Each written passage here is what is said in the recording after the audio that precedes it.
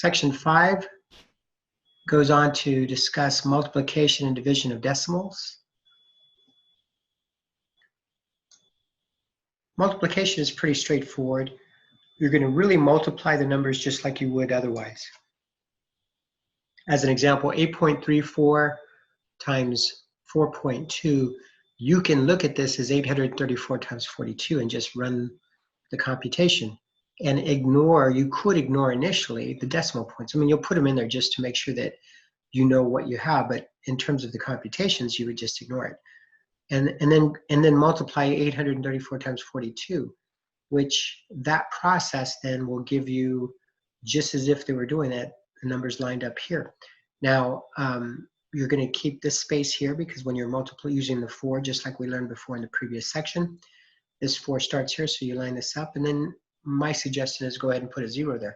And from there, you add it up. So you're going to get 35028, and then we'll go back to the decimal points, and that'll dictate how many decimal points we need to move over. So to the right of the decimal point, we have 1, 2, 3, 3 digits that are to the right of the decimal point.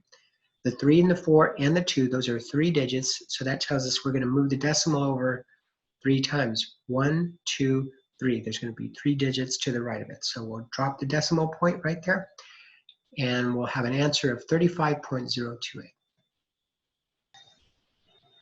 And very similar to what we learned in multiplication, the division problems are going to be the same as well. You can almost ignore where the decimal points in the context of doing the computations. You do have to know where they're at because you have to line things up.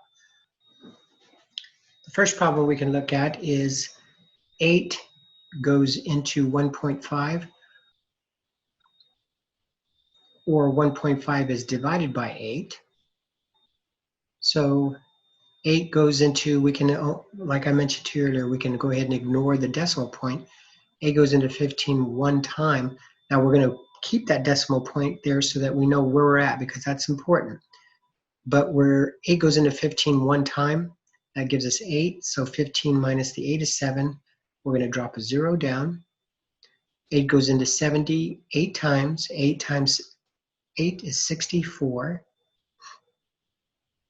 We're going to subtract 64 from 70, which gives us 6. We're going to drop another 0 down. We're going to continue just this problem just as if it were a division problem. And that completes chapter 1. I hope this was helpful. And we'll see you for chapter 2.